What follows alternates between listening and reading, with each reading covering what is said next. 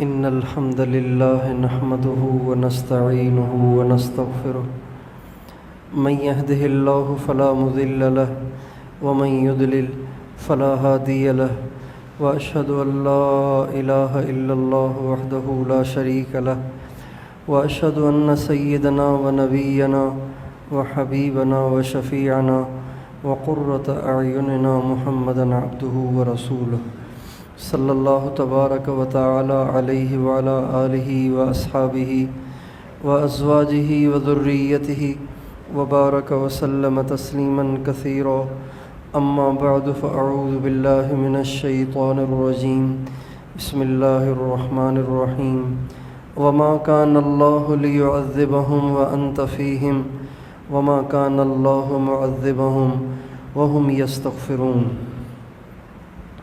سبحان ربک رب العزت عما یصفون وسلام علی المرسلین والحمد للہ رب العالمین اللہم صلی علی سیدنا محمد وعلی آل سیدنا محمد وبارک وسلم۔ میرے محترم بھائیوں اور دوستو، زمانے کے حالات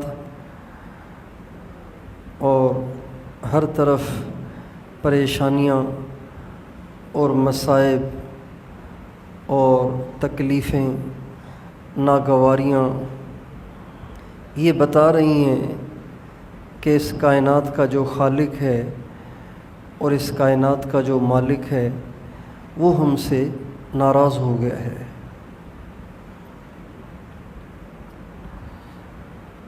اللہ تعالیٰ جب ناراض ہو جاتے ہیں، اللہ تعالیٰ جب ناراض ہوتے ہیں تو کفار کے ساتھ اللہ تعالیٰ کا معاملہ الگ ہے، مسلمانوں کے ساتھ اللہ تعالیٰ کا معاملہ الگ ہے۔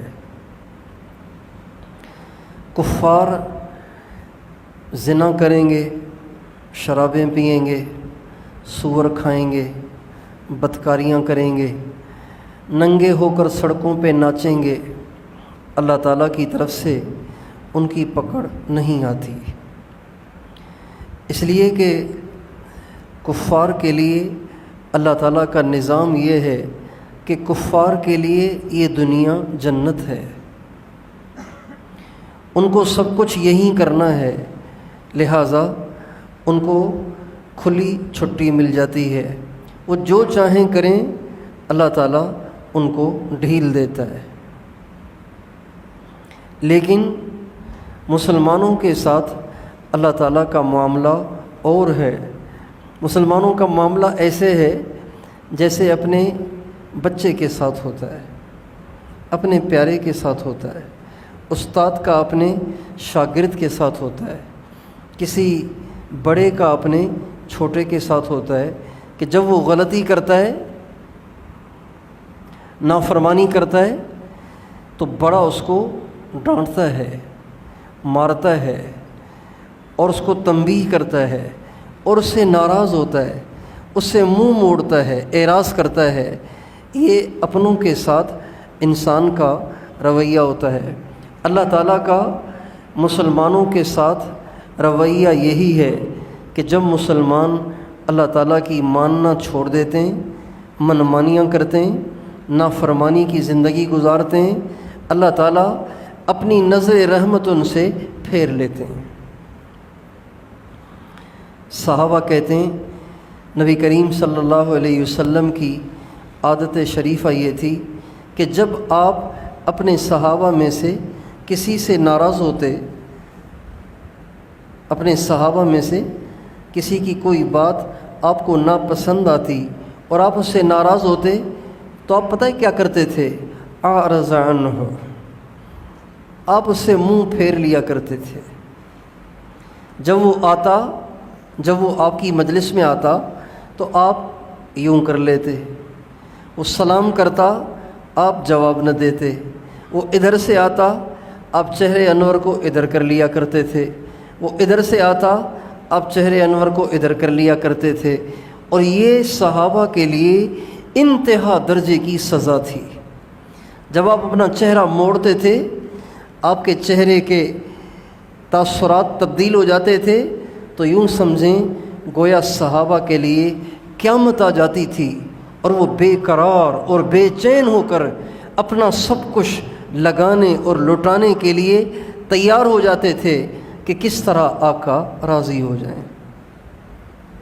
اللہ تعالیٰ کا نظام بھی یہی ہے، جب اللہ تعالیٰ مسلمانوں سے ناراض ہوتے ہیں، مسلمانوں کی حرکتیں غلط ہو جاتی ہیں، مسلمانوں کی حرکتیں خراب ہو جاتی ہیں، ان کے اعمال خراب ہو جاتے ہیں اور وہ گمراہی کے راستے پہ چلنے لگ جاتے ہیں، خواہشات اور نافرمانی کے راستے پہ چلنے لگ جاتے ہیں، پہلا کام اللہ تعالیٰ ان سے نظر رحمت پھیر لیتے ہیں۔ جب نظر رحمت پھیر لیتے ہیں تو زندگیوں میں بے سکونی آ جاتی ہے، اضطراب، بے چینی، پریشانی، زندگی بے لطف ہو جاتی ہے، بے مزہ ہو جاتی ہے۔ سب کچھ پاس ہو کر بھی انسان کا دنیا میں اور دنیا کے ساز و سامان میں اور اپنے گھر میں، اپنے کاروبار میں، اپنے پیاروں میں جی نہیں لگتا۔ یہ اس بات کی نشانی ہے کہ اللہ تعالیٰ نے نظر رحمت کو پھیر لیا ہے۔ اور ایک تو اللہ نظر رحمت کو پھیر لیتے ہیں، اور دوسرا اللہ تعالیٰ پریشانیاں بھیجنا شروع کر دیتے ہیں۔ ایک پریشانی سدھر گئے تو یہ سلسلہ بند ہو جاتا ہے، نہ سدھریں تو ایک اور، اب بھی نہ سدھریں ایک اور، اب بھی نہ سدھریں ایک اور، اب بھی نہ سدھریں ایک اور، یہ سلسلہ چلتا رہتا ہے یہاں تک کہ بندے اللہ پاک کی طرف رجوع کر لیں، یا اسی حال میں پریشانیاں جھیلتے جھیلتے، تکلیفیں اٹھاتے اٹھاتے، تنگیاں برداشت کرتے کرتے مر جائیں۔ اور اللہ تعالیٰ کی طرف سے یہ پریشانیاں، یہ مصیبتیں اور یہ بیماریاں اور یہ تنگیاں، یہ بھی ایک بہت بڑی نعمت ہے۔ نعمت اس وجہ سے کہ جب انسان پہ پریشانی آتی ہے، انسان اللہ کی طرف دوڑتا ہے، اللہ کی طرف دوڑتا ہے تو اچھی بات ہے، اللہ کی طرف جو چیز لے جائے تو وہ تو نعمت ہے۔ اور اگر اللہ پاک کی طرف بندے کا رجوع نہ بھی ہو اور وہ اسی پریشانیوں کو جھیلتے جھیلتے مر جائے تو یہ پریشانیاں اس کے گناہوں کی معافی کا باعث بن جاتی ہیں اور مرتے ہی وہ جنت میں چلا جاتا ہے۔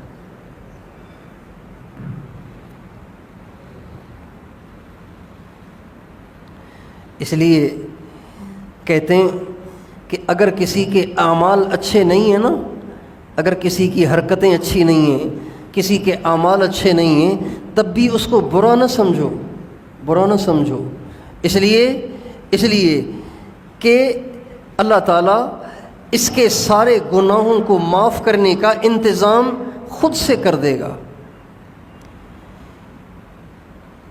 اللہ تعالیٰ اس کے گناہوں کی معافی کا انتظام کر دے گا اور اس کو جنت دے دے گا، اور آپ اس کو حقیر جان کر، اس کو گھٹیا جان کر، اس کو برا جان کر آپ جہنمی بن جائیں گے۔ آپ کو گھمنڈ ہوگا کہ میں تو بڑا نیک ہوں، اور جب کہ آپ کی نیکیاں تکبر کی وجہ سے مردود ہو جائیں گی اور آپ کو دوزخ میں جانا پڑ جائے گا۔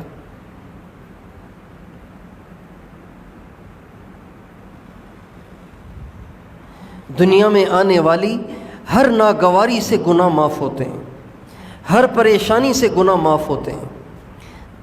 ہمارے نبی کا ارشاد ہے کہ کچھ گناہ انسان کے ایسے ہیں، کچھ گناہ انسان کے ایسے ہیں جو کہ صرف تب معاف ہوتے ہیں جب انسان کو معاشی پریشانی لاحق ہو۔ کچھ گناہ ایسے ہیں جو معافی تب ہوتے ہیں جب انسان کو معاشی پریشانی لاحق ہو۔ کیا مطلب؟ تنخواہ تھوڑی سی ہے، گھر بہت بڑا ہے، اہل و عیال فیملی بہت بڑی ہے، تنخواہ بہت تھوڑی ہے۔ اب کتنی ٹینشن ہوتی ہے، تنخواہ تھوڑی ہو، گھر میں کھانے والے افراد زیادہ ہوں تو ٹینشن ہوتی ہے کہ نہیں ہوتی؟ اس ٹینشن پہ وہ گناہ معاف ہوتے ہیں۔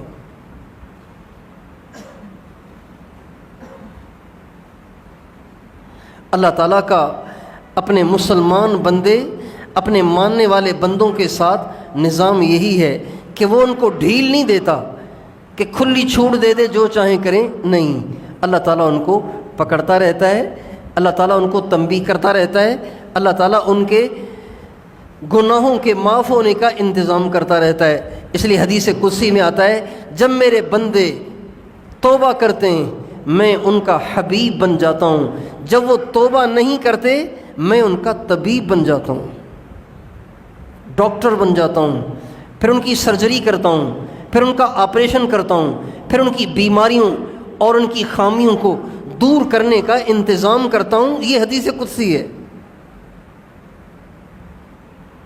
جب توبہ کرتے ہیں تو ان کا حبیب ہو جاتا ہوں، ان سے پیار کرتا ہوں، ان کا محبوب بن جاتا ہوں، ان سے پیار کرنے لگ جاتا ہوں، اور جب وہ توبہ نہیں کرتے تو ان کا طبیب بن جاتا ہوں، پھر ان کا علاج کرتا ہوں، پریشانیاں بھیج کر، بیماریاں بھیج کر، تکلیفیں بھیج کر۔ زمانے کے حالات جو چل رہے ہیں یہ زمانے کے حالات بتا رہے ہیں کہ اللہ روٹھا ہوا ہے، اللہ ہم سے ناراض ہو گیا ہے۔ یہ ایسی طوفانی بارشیں، تباہ کن بارشیں جنہوں نے شہر بھی برباد کر دیے، دیہات بھی برباد کر دیے، پہاڑوں میں بھی بربادی مچا دی، اور صحراؤں میں بھی بربادی مچا دی، اور ہر طرف تباہی مچائی ہے، ایسی تباہی مچائی ہے۔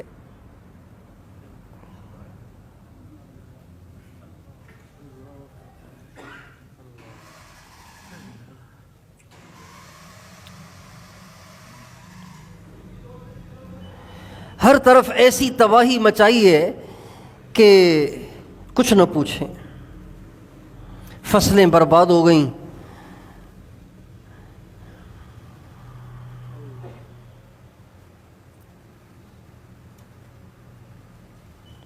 فصلیں برباد ہو گئیں، کاروبار ٹھپ ہو گئے،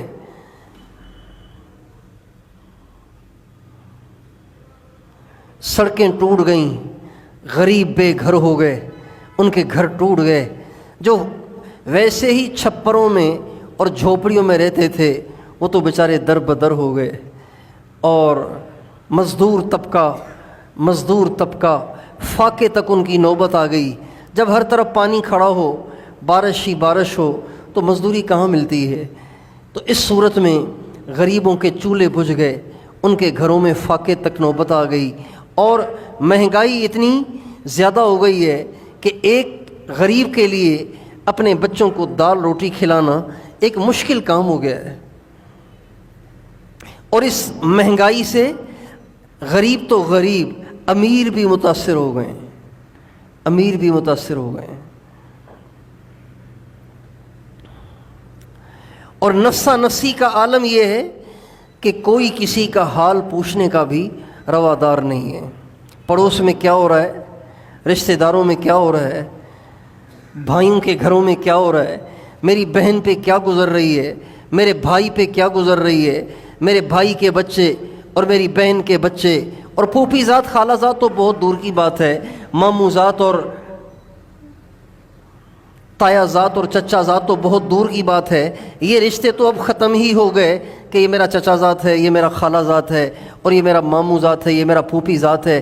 یہ رشتے تو بس اب نام کے رہ گئے، زبان کے رہ گئے، وہ ہمدردی اور احساس بالکل ختم ہو گیا۔ سگے بھائیوں کا احساس نہیں رہا، سگی بہنوں کا احساس نہیں رہا، ماں باپ کو اپنے بچوں کا احساس نہیں رہا، اپنے پڑوسی کا احساس نہیں رہا، اپنے گھر کے افراد کا احساس نہیں رہا۔ نفسا نفسی کا عالم یہ ہے۔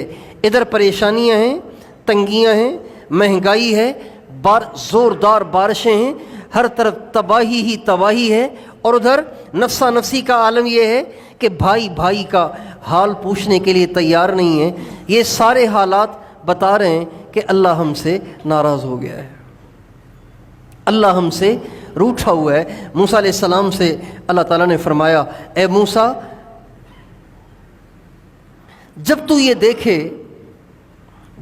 دیکھے کہ کٹائی کے اوقات میں بارش برسنے لگ جائے اور بجائی کے زمانے میں بارش نہ ہو، سمجھ جاؤ کہ میں ناراض ہوں۔ کٹائی کے وقت بارش نہیں چاہیے، بارش تو بجائی کے وقت چاہیے۔ بجائی کے وقت بارش بند ہو جائے اور کٹائی کے وقت دھواں دھار بارش شروع ہو جائے، سمجھ جاؤ کہ میں ناراض ہوں۔ اور اگر میں ملک کمینے لوگوں کو دے دوں، کمینے قسم کے لوگ جن کے دل میں کسی کے لیے رحم نہیں ہے، کسی کے لیے احساس نہیں ہے، کسی کے لیے ہمدردی نہیں ہے، اور مال میں بخیلوں کو دے دوں، سمجھ جاؤ کہ میں ناراض ہو گیا ہوں۔ اور موسیٰ، اگر میں بجائی کے وقت بارش برساؤں، کٹائی کے وقت بارش نہ برساؤں، مال سخیوں کو دے دوں اور نیکوں کے حوالے ملک کر دوں، حکومت کر دوں، سمجھ جاؤ کہ میں راضی ہو گیا ہوں۔ ان نشانیوں کو اگر ہم آج کے زمانے میں منطبق کریں تو یہ بات واضح ہو جاتی ہے کہ اللہ ہم سے ناراض ہو گیا ہے۔ اللہ کا ناراض ہونا بڑے خطرے کی بات ہے، اللہ کا ناراض ہونا بڑے خطرے کی بات ہے۔ اللہ تعالیٰ جب ناراض ہوتا ہے، اللہ تعالیٰ جب ناراض ہوتا ہے تو بعض دفعہ بستیوں کو صفحہ ہستی سے مٹا دیتا ہے۔ اللہ جب ناراض ہوتا ہے تو شہروں کو تہس نہس کر کے رکھ دیتا ہے۔ 2005 میں ایک زلزلہ آیا تھا، آپ کو یاد ہوگا کہ اس زلزلے نے کتنی تباہیاں مچائی تھیں۔ رمضان کا مہینہ تھا، 9 بجے کا ٹائم تھا، لوگ سحریاں کر کے سو گئے تھے۔ 9 بجے اچانک ایسا زلزلہ آیا کہ مظفر آباد ایسے ہو گیا جیسے کبھی یہاں کچھ تھا ہی نہیں۔ بالا کوٹ کی پہاڑیاں 2 ٹکڑے ہو گئیں اور گھر ایسے چکنا چور ہو گئے جیسے کبھی یہاں گھر بنا ہوا ہی نہیں تھا، اور بعض جگہوں پہ تو زمین پھٹی اور بڑے بڑے پلازے زمین کے اندر چلے گئے۔ اللہ تعالیٰ جب ناراض ہوتا ہے تو بعض دفعہ اتنا بڑا حال آ جاتا ہے کہ اس حال کی ہم تلافی بھی نہیں کر پاتے، اس کی تلافی بھی ہم سے نہیں ہو سکتی۔ لہٰذا اللہ تعالیٰ چھوٹے چھوٹے حال بھیجے تو اسی سے انسان کو بیدار ہونا چاہیے، اللہ تعالیٰ کی طرف متوجہ ہونا چاہیے۔ آج کل یہ بارشیں، اتنی لمبی بارشیں تو پہلے کبھی بھی نہیں ہوتی، چل سو چل بارش چلی رہی ہے، اب بھی بتا رہے ہیں کہ مزید بارشیں ہونی ہیں۔ میرے دوستو، ہم اور آپ تو پکے گھروں میں رہتے ہیں، ابھی گزشتہ رات ساری رات بارش ہوتی رہی، ہمیں پتہ نہیں چلا۔ جب ہم صبح کو اٹھے تو بھی پتہ نہیں چلا۔ جب نماز کے لیے جانے کے لیے باہر نکلے نا، اور باہر گلی میں پانی کھڑا ہوا تھا تو اندازہ ہوا کہ بارش ہوئی ہے۔ میں سوچتا رہا کہ اس رات تو ہم نے رات کو سو کے آرام کیا ہے اور ہمیں تو پتہ ہی نہیں چلا کہ کیسی بارش ہوئی۔ جن کے گھر کچے تھے ان کی رات کیسے گزری ہوگی، جن کے گھر جو جھوپڑوں میں رہتے ہیں، چھپروں میں رہتے ہیں، ان کا کیا حشر ہوا ہوگا۔ ابھی آج میں یہاں سے ساندھان سے آ رہا تھا تو راستے میں ایک طرف کئی سارے جھوپڑے بنے ہوئے تھے اور ان میں عورتیں بیٹھی ہوئی تھیں، پانی کھڑا ہوا ہے، عورتیں بچوں کو اپنی گود میں لے کر بیٹھی ہوئی ہیں۔ گزشتہ رات ان کی کیا بیتی ہوگی، کیا گزری ہوگی۔ میرے دوستو، اس کا ہمیں احساس ہونا چاہیے۔ یہ جو اللہ پاک کی ناراضگی کے آثار ظاہر ہو رہے ہیں، یہ بڑے خطرے کی بات بھی ہے، لیکن مایوسی کا مقام بھی نہیں ہے۔ اس لیے دنیا میں سب سے زیادہ جس کو منانا آسان ہے وہ اللہ کی ذات ہے۔ اللہ تعالیٰ کا ناراض ہونا خطرناک بھی بہت ہے، اللہ تعالیٰ کا ناراض ہونا خطرناک بھی بہت ہے، لیکن اللہ پاک کو راضی کرنا سب سے زیادہ آسان ہے۔ اللہ تعالیٰ قرآن پاک کی ایک آیت جو میں نے آپ کے سامنے شروع میں پڑھی، اس میں فرماتے ہیں وَمَا كَانَ اللَّهُ لِيُعَذِّبَهُمْ وَأَنْتَ فِيهِمْ۔ عجیب آیت ہے یہ، وَمَا كَانَ اللَّهُ لِيُعَذِّبَهُمْ وَأَنْتَ فِيهِمْ۔ اے میرے نبی، جب تک آپ ان میں موجود ہیں میں کبھی ان کو عذاب نہیں دوں گا۔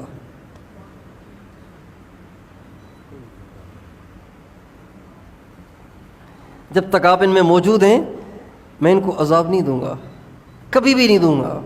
لیعذبہم میں جو لام ہے نا، یہ بتا رہا ہے کہ یہ ہو ہی نہیں سکتا کہ آپ کے ہوتے ہوئے میں ان کو سزا دوں، آپ کے ہوتے ہوئے ان پہ کوئی عذاب بھیجوں، یہ تو ہو ہی نہیں سکتا۔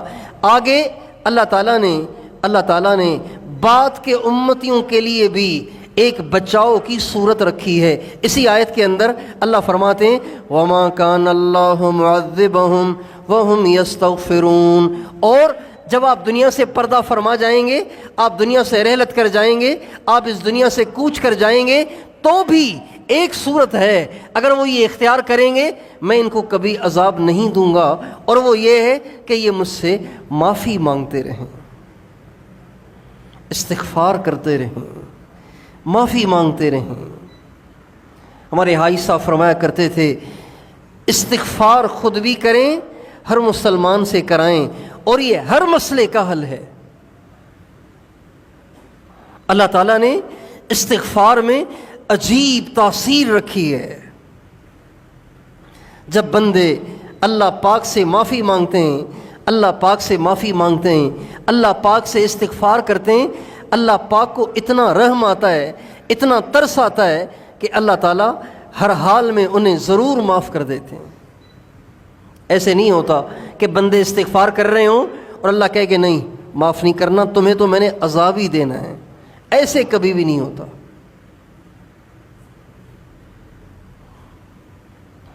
نوح علیہ السلام نے اپنی قوم کو 950 برس تبلیغ کی، 950 برس، ایسے ڈھیٹ، ایسے پتھر دل اور ایسے نافرمان قسم کے لوگ کہ 9.5 صدیاں ان پہ محنت ہوئی، لیکن سدھرنے کا انہوں نے نام نہیں لیا۔ کتے کی دم کی طرح نوح علیہ السلام نے 950 برس محنت کی، لیکن کتے کی دم کی طرح ٹیڑے کے ٹیڑے۔ لیکن ان کو بھی نوح علیہ السلام نے فرمایا استغفروا ربکم انہ کان غفارا یرسل السماء علیکم مدرارا ویمددکم باموال وبنین ویجعل لکم جنات ویجعل لکم انہارا۔ اے میری قوم اب بھی معافی مانگو، اللہ اب بھی معاف کر دے گا۔ یہ نہیں کہ 950 برس تم نے غلط راستہ اختیار کیا ہے، اب اگر معافی مانگو گے بھی نا تو معافی نہیں ملے گی، اب نہیں ملے گی معافی، اب معافی کا دروازہ بند ہو گیا ہے۔ اب بھی نوح علیہ السلام فرما رہے ہیں 950 برس کے سمجھانے کے بعد بھی اب بھی اگر تم سمجھ گئے، اب بھی تم باز آ گئے، اب بھی تم نے اللہ سے معافی مانگی، اللہ تمہیں معاف کر دے گا۔ تو بھائی ہماری عمریں 950 سال تو نہیں ہیں، ہم نے 950 سال تو نافرمانیاں نہیں کی ہیں، ہماری تو عمریں ہی 60 70 80 سال ہیں، اس سے زیادہ تو ہماری عام طور سے عمر ہی نہیں ہوتی۔ چھوٹی چھوٹی عمریں ہیں، تھوڑے تھوڑے گناہ ہیں، اگر ہم سب کے سب اللہ کے سامنے معافی مانگیں، اللہ پاک سے استغفار کریں، خود بھی کریں، سارا گھر کرے، ساری فیملی کرے، مرد عورتیں بوڑھے جوان چھوٹے بڑے سب کے سب اللہ پاک کے سامنے استغفار کریں، تو یہ بارشیں بھی بند ہو جائیں گی، سیلاب بھی ختم ہو جائیں گے، اور فصلیں بھی آباد ہو جائیں گی، اور مہنگائی بھی ختم ہو جائے گی، اور آپس کی نفرتیں بھی ختم ہو جائیں گی، اور یہ بے حسی اور نفسا نفسی بھی ختم ہو جائے گی۔ وہی آپس میں محبتوں والا ماحول، ہمدردی اور خیر خواہی اور احساس والا ماحول اللہ دوبارہ پیدا کر دے گا اگر ہم توبہ کر لیں۔ کتنا آسان ہے۔ اللہ پاک سے معافی مانگنے میں کوئی خرچہ ہوتا ہے؟ حضرت حسن بصری رحمۃ اللہ علیہ کے پاس ایک شخص آیا، کہا جی بڑا گنہگار ہوں، کیا ہوگا؟ فرمایا استغفار کرو۔ ایک اور شخص آیا، کہا جی فصلیں اجڑ گئیں، بارش نہیں ہے، فرمایا استغفار کرو۔ پانی نہیں ہے، فرمایا استغفار کرو۔ ایک اور آیا، بے روزگار ہوں، بڑی تنگی ہے، پریشان ہوں، کیا کروں؟ کوئی وظیفہ بتائیں، فرمایا استغفار کرو۔ ایک اور آیا، شادی کو اتنا عرصہ ہو گیا ہے، اولاد نہیں ہے، کیا کروں؟ کوئی وظیفہ بتائیے، فرمایا استغفار کرو۔ ایک اور آیا، کہا جی باغات خشک ہو رہے ہیں، کیا کروں؟ کوئی وظیفہ بتائیں، فرمایا استغفار کرو۔ سب کو بتایا استغفار استغفار استغفار۔ ایک شخص بیٹھا ہوا تھا، اس نے کہا حضرت آپ سب کو ایک ہی لاٹھی سے ہانک رہے ہیں، سب کو ایک ہی وظیفہ بتا رہے ہیں، اور کوئی وظیفہ نہیں ہے کہ آپ کے پاس؟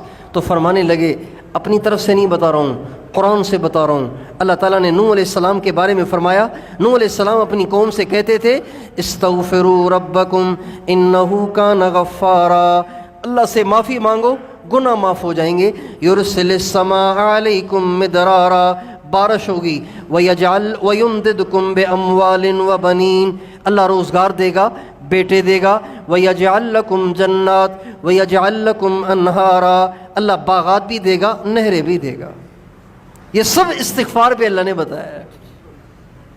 ہمارے نبی کا ارشاد ہے، مَن لَزِمَ الاستغفار جعل اللہ لہ من کل ضیق مخرجا ومن کل ہم فرجا ورزقہ من حیث لا یحتسب، جو استغفار کی کثرت کرے گا اللہ پاک اس کو ہر تنگی، ہر پریشانی سے نکال دیں گے، اس کے غم کو خوشی سے بدل دیں گے، اور اس کو وہاں سے روزی دیں گے جہاں سے اس کو گمان بھی نہیں ہوگا۔ کتنے انعامات ہیں اللہ سے معافی مانگنے پہ۔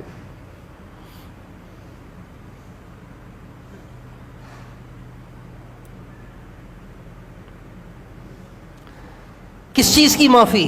گناہوں کی، جو ہم سے گناہ ہو رہے ہیں، جو ہم سے نافرمانیاں ہو رہی ہیں، اس کی معافی۔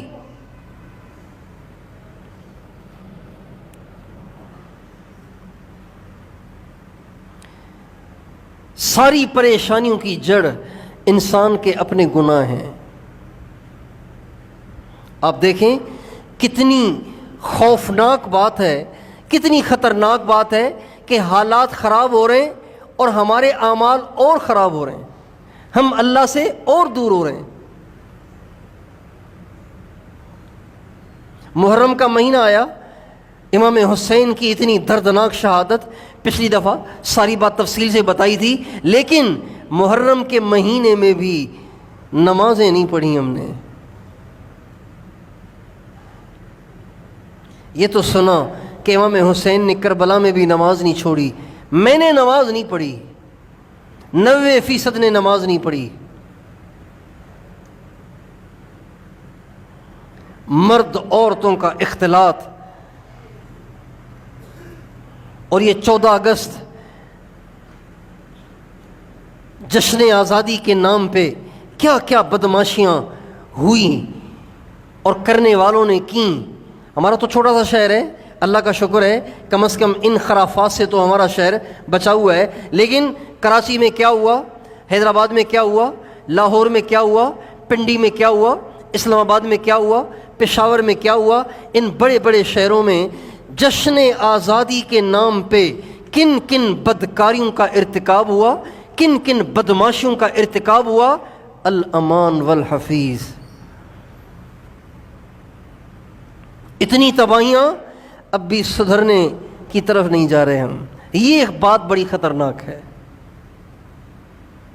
ہمارے استاد محترم فرماتے تھے برائی کرنا بھی برا ہے، لیکن برائی پہ ڈٹے رہنا اور نادم نہ ہونا، افسوس نہ کرنا، تائب نہ ہونا، یہ اس سے بھی زیادہ برا ہے۔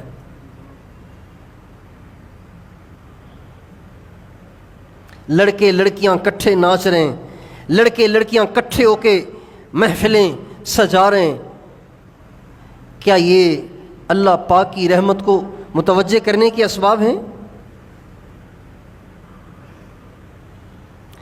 یعنی یہ تو ایسے لگ رہا ہے جیسے ہم اللہ پاک کو چڑھا رہے ہیں، اللہ پاک کو چڑھا رہے ہیں، اللہ پاک کو چڑھا رہے ہیں۔ ایک آدمی کسی بات سے غصے ہوتا ہے، آپ پھر اس کو کر رہے ہیں، وہ اور ناراض ہو رہا ہے، آپ اور کر رہے ہیں۔ اس کو کیا کہیں گے ہم اپنی زبان میں؟ چڑھانا کہیں گے نا، چڑھانا کہیں گے، کسی کو چھیڑنا کہیں گے، کسی کو تنگ کرنا کہیں گے۔ جتنا اللہ ناراض ہو کے حالات خراب کر رہا ہے، ہم اتنے ہی نافرمانی میں بڑھ رہے ہیں، جتنا اللہ ہم سے اعراض کر رہا ہے ہم اتنی ہی نافرمانی میں بڑھ رہے ہیں۔ تو یہ ایک اللہ پاک کو چڑھانے کی صورت ہے، اور جب اللہ پاک کو ہم چڑھائیں گے تو پھر سوچیں ہمارا کیا حشر ہوگا۔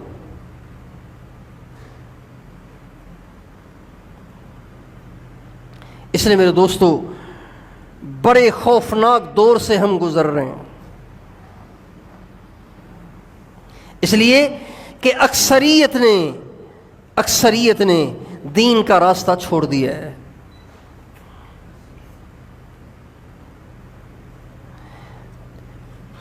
نبی کریم صلی اللہ علیہ وسلم کی ایک زوجہ مطہرہ نے ایک دفعہ نبی پاک علیہ السلام سے عرض کیا، یا رسول اللہ انہلک وفینا الصالحون، کیا یہ ہو سکتا ہے کہ نیک لوگ موجود ہوں پھر بھی عمومی عذاب آ کے سب کو ہلاک کر دے؟ ایسے ہو سکتا ہے؟ نیک لوگ موجود ہوں پھر بھی عمومی عذاب آ کے سب کو ہلاک کر دے؟ ایسے ہو سکتا ہے؟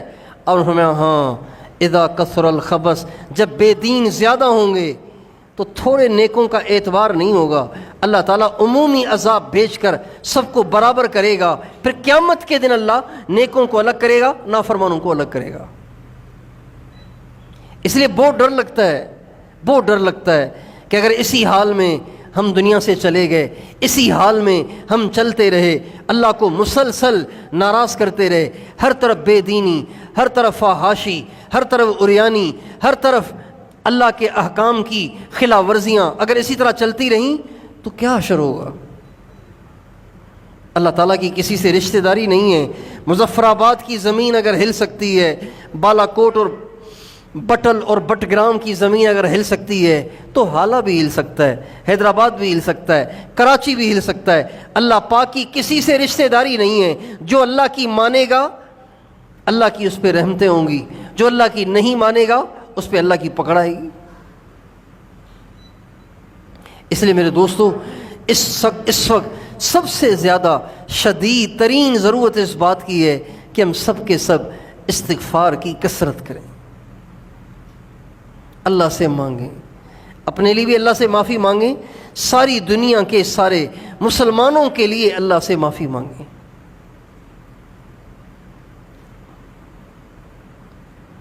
آپ علیہ السلام کا ارشاد ہے کہ جو آدمی روزانہ 27 مرتبہ، کتنی مرتبہ؟ 27 مرتبہ روزانہ سارے مسلمان مردوں عورتوں کے لیے اللہ پاک سے معافی مانگے گا تو جتنے مسلمان مرد عورتیں ہیں نا دنیا میں، ان سب کے برابر اللہ اس کو نیکیاں عطا فرمائے گا۔ 27 مرتبہ۔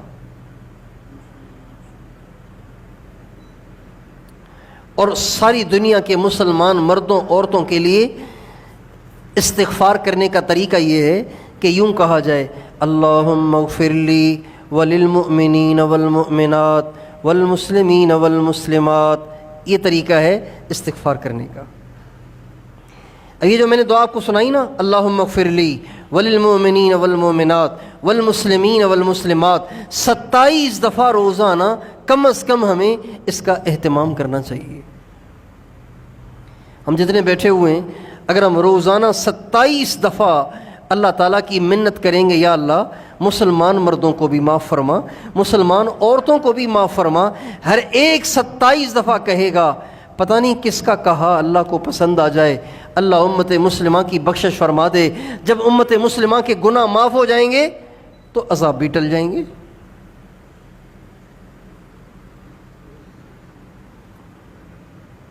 تو ایک تو اپنی ذات سے انفرادی طور پر میں اور آپ اس کی نیت کریں، روزانہ 27 دفعہ یہ دعا ہمیں مانگنی ہے۔ مانگیں گے انشاءاللہ، ساری دنیا کے مسلمان مردوں عورتوں کے برابر آپ کو نیکیاں الگ ملیں گی، اور آپ کی دعا اگر قبول ہو گئی تو دنیا کے مسلمان مردوں عورتوں کی بخشش ہو کر حالات بھی تبدیل ہو جائیں گے۔ میں آپ کو سناتا ہوں 2-3 دفعہ، آپ اس کو یاد کر لیں اور اپنے معمولات میں اس کو داخل کر لیں۔ اللہم اغفر لی وللمؤمنین والمؤمنات والمسلمین والمسلمات۔ آسان ہے نا؟ اللہم اغفر لی وللمؤمنین والمؤمنات والمسلمین والمسلمات، اللہم اغفر لی وللمؤمنین والمؤمنات والمسلمین والمسلمات۔ یہ دعائیں مانگنے والا ایک تو ساری دنیا کے مسلمانوں کے برابر اس کو نیکیاں ملیں گی، اور اس کی برکت سے اللہ پاک اس کی ہر دعا کو قبول بھی کرے گا، اس کی برکت سے۔ یہ اتنا بڑا عمل ہے۔ اللہم اغفر لی وللمؤمنین والمؤمنات والمسلمین والمسلمات۔ اور اس میں اگر آپ صرف زندوں کی نیت کریں گے تو صرف زندوں کے برابر آپ کو اجر ملے گا۔ اگر آپ اس میں ساری دنیا کے ان مسلمانوں مردوں عورتوں کی بھی نیت کریں گے جو دنیا سے چلے گئے تو ان کی بھی نیکیاں ملیں گی آپ کو قیامت تک۔ آدم علیہ السلام سے لے کے اب تک جتنے دنیا سے چلے گئے مسلمان مرد عورتیں، ان سب کی نیت کریں گے تو ان سب کے برابر اجر ملے گا۔ اور آپ کی دعا سے پتہ نہیں کتنے قبر والوں کی بخشش ہو جائے گی، کتنے قبر والوں کی قبریں جنت کا باغ بن جائیں گی۔ ایک تو اس کا ہم اہتمام کریں۔ دوسرا کام یہ کریں کہ ہم اپنے گھروں میں اجتماعی طور پر گھر کے سارے افراد جمع ہو کے بیٹھ جائیں اور 10 منٹ 15 منٹ 20 منٹ آدھا گھنٹہ جتنی اللہ توفیق دے بیٹھ کے استغفار کریں ساری امت کی نیت سے۔ سارے بیٹھ کے اللہ تعالیٰ سے استغفار کریں، لا الہ الا انت سبحانک انی کنت من الظالمین، یہ استغفار ہے۔ اور استغفر اللہ ربی من کل ذنب واتوب الیہ، یہ بھی استغفار ہے۔ استغفر اللہ الذی لا الہ الا هو الحی القیوم واتوب الیہ، یہ بھی استغفار ہے۔ جو استغفار آپ کو اچھا لگے، آسان لگے، جس کو پڑھنے میں زیادہ لذت آئے، مزہ آئے، اس استغفار کو لے کے سارا گھر جمع ہو کے بیٹھ کے آپس میں پڑھے اور نیت سارے مسلمانوں کی کریں۔ اس استغفار کا نتیجہ کیا ہوگا؟ ایک تو یہ ہوگا کہ اللہ تعالیٰ آپ کے گھر کو تنگی سے بچائیں گے، بے روزگاری سے بچائیں گے، پریشانیوں سے بچائیں گے، مصیبتوں سے بچائیں گے، آپس کی لڑائیوں سے بچائیں گے، اچانک کے حادثات سے بچائیں گے، اور اس کی برکت سے اللہ پاک امت کے لیے بھی آسانیاں فرمائیں گے۔ بھئی آسان ہے مشکل ہے؟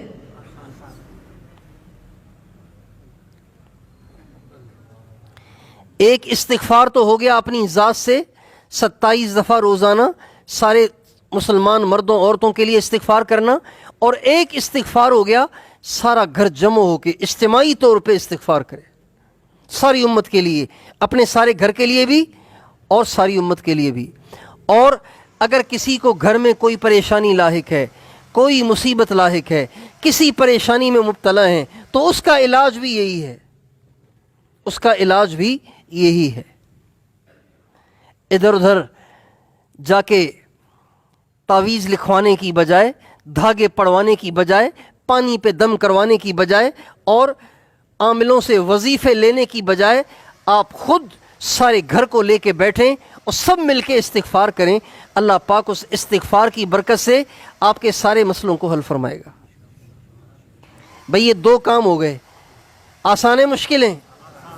اپنی ذات سے سارے مسلمانوں کے لیے استغفار کرنا ہے 27 دفعہ، اللہم اغفر لی وللمؤمنین والمؤمنات والمسلمین والمسلمات، ایک عمل یہ ہو گیا، اور ایک عمل سارا گھر بیٹھ کے اپنے لیے، سارے گھر کے لیے، ساری امت مسلمہ کے لیے استغفار کریں، اجتماعی طور پہ بیٹھ کے کریں۔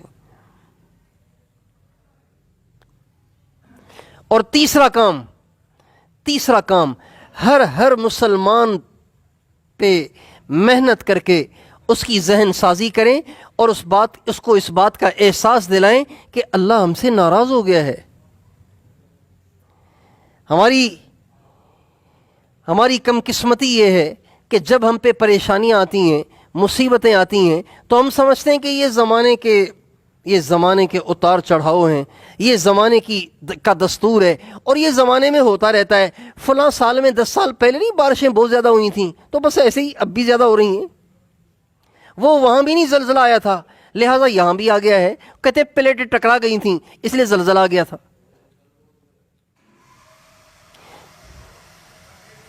کسی کو موذی مرض لاحق ہو جائے، کہتے ہیں آج کل یہ عام ہو گیا ہے۔ یہ کہہ کر اس موذی مرض کی جو وجہ ہے اس کو ٹال دیا جاتا ہے۔ اس لیے میرے دوستو، ہر مسلمان کا ہم یہ ذہن بنائیں کہ بھائی یہ ساری پریشانیاں کس کی طرف سے ہیں؟ سب بتاؤ، کس کی طرف سے ہیں؟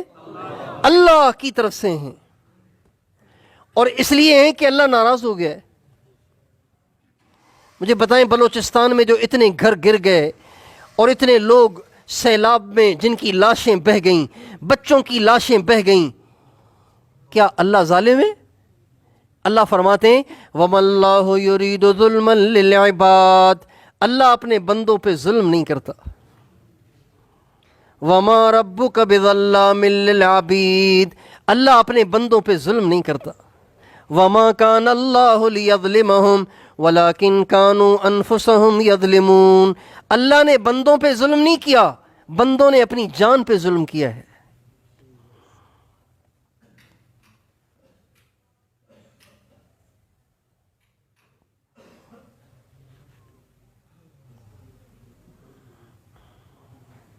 اس لیے میرے دوستو، ہر مسلمان کو اس طرف ہم متوجہ کریں کہ وہ اللہ پاک کی طرف رجوع کرے، اللہ پاک سے معافی مانگے، اللہ پاک سے توبہ کرے.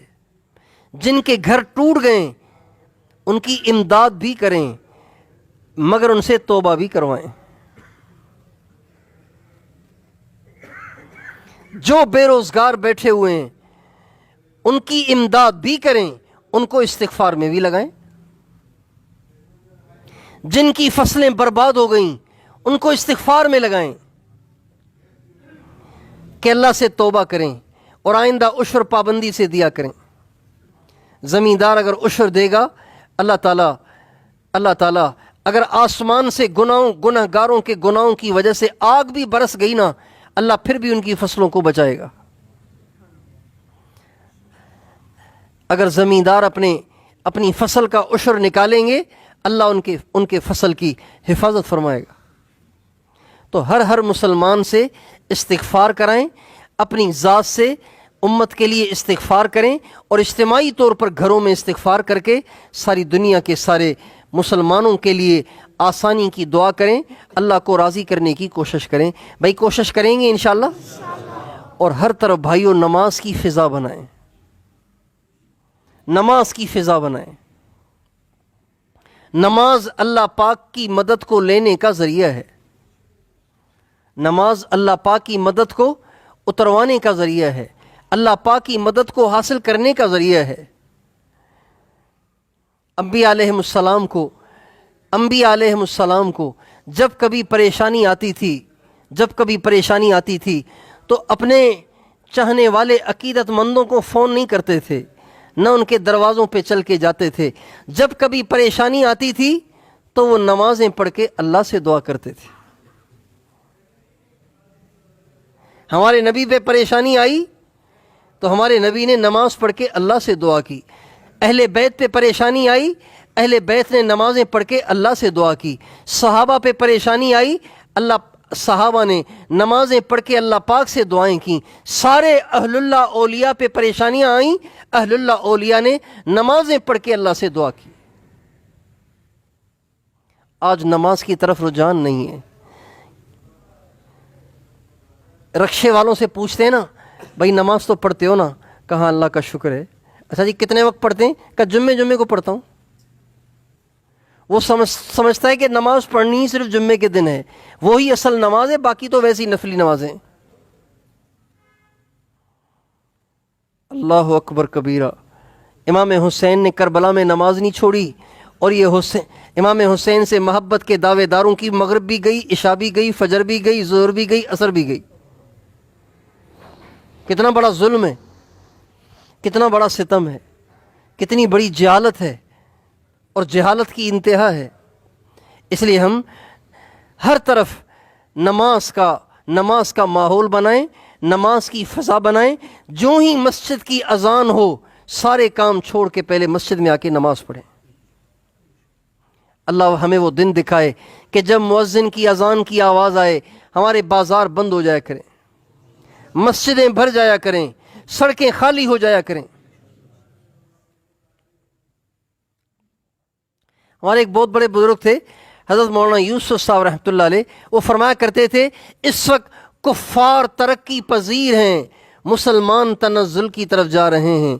لیکن جب مسلمان 50% نمازی بن جائیں گے، صرف 50% نمازی، اور وہ بھی خشوع خضوع والے نمازی نہیں، جیسی کیسی نماز پڑھیں ضرور، مگر 50% نمازی ہو جائیں گے تو مولانا یوسف صاحب فرماتے تھے کفار کی ترقی رک جائے گی، مسلمانوں کا تنزل رک جائے گا.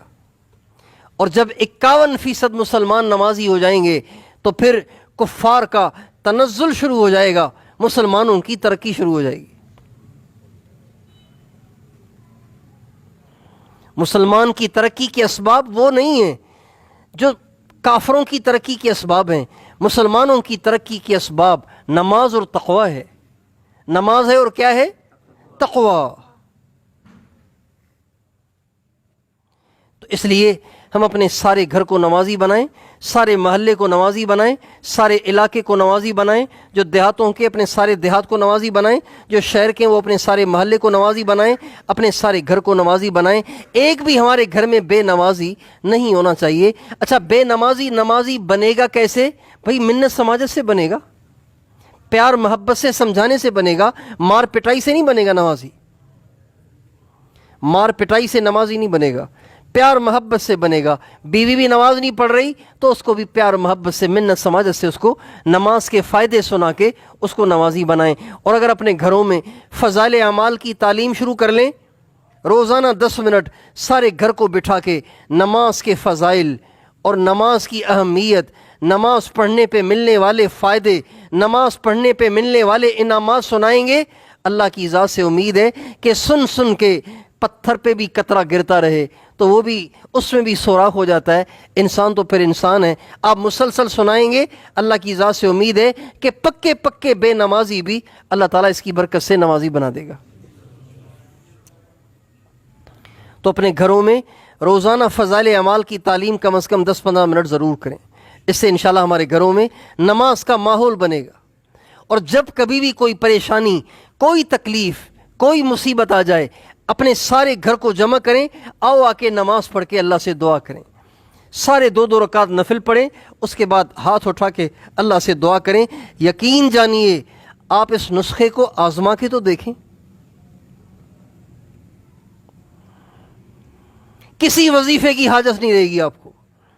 اگر آپ سارے گھر کو ہر مسئلے میں وضو کر کے نماز پڑھ کے اللہ پاک سے مانگنے کا عادی بنائیں، آپ کو کسی وظیفے کی حاجت نہیں ہے۔ اگر ہم کسی سے کہتے ہیں نا، کوئی مسئلہ سناتا ہے، ہم کہتے ہیں اچھی طرح وضو کر کے 2 رکعت نفل پڑھ کے آدھے گھنٹے کی دعا کر کے اللہ سے مانگو، انشاءاللہ آپ کا مسئلہ اللہ حل کر دے گا۔ کہتے ہیں اچھا، بہت اچھا، انشاءاللہ کریں گے، لیکن پھر کوئی وظیفہ تو بتائیں نا۔ پتہ نہیں ایسا وظیفے کا کوئی بھوت سوار ہو گیا ہے کہ ہر کام کو وظیفے کے ذریعے سے ہی حل کرنے کا شوق رہتا ہے۔ نہیں میرے دوستو، پریشانی میں میرے نبی نے کیا کیا ہم وہ کریں گے۔ تکلیف میں ہمارے نبی کیا کرتے تھے؟ فاقہ آتا، آپ کے گھر میں بھوک ہوتی، آپ کے گھر میں فاقہ ہوتا، آپ کیا کرتے تھے؟ آپ گھر میں تشریف لاتے، گھر والوں سے پوچھتے کچھ کھانے کو ہے؟ کہتے نہیں، تو فرماتے تم بھی نماز پڑھو، میں بھی نماز پڑھتا ہوں۔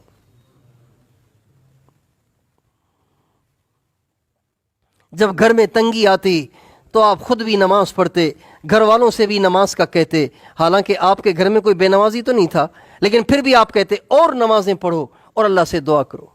اور پھر قرآن پاک کی آیت تلاوت فرماتے، وَأْمُرْ أَهْلَكَ بِالصَّلَاةِ وَاسْتَبِرْ عَلَيْهَا لَا نَسْأَلُكَ رِزْقًا نَحْنُ نَرْزُقُكَ وَالْعَاقِبَةُ لِلتَّقْوَىٰ۔ اے میرے نبی، گھر والوں کو نماز کا حکم کیجئے، آپ بھی نماز کا اہتمام کیجئے، ہم آپ سے روزی کموانا نہیں چاہتے، روزی تو آپ کو ہم دیں گے۔ تو بھئی اپنے گھروں میں ہر حال، ہر مصیبت، ہر تکلیف، ہر پریشانی میں اپنے گھروں میں نماز کی طرف متوجہ ہونے کا ماحول بھی بنائیں گے انشاءاللہ۔ اللہ تعالیٰ مجھے اور آپ کو توفیق عطا فرمائے، اور استغفار کر کر کے اللہ تعالیٰ کو منانے کی اللہ کرے ہمیں توفیق ملے۔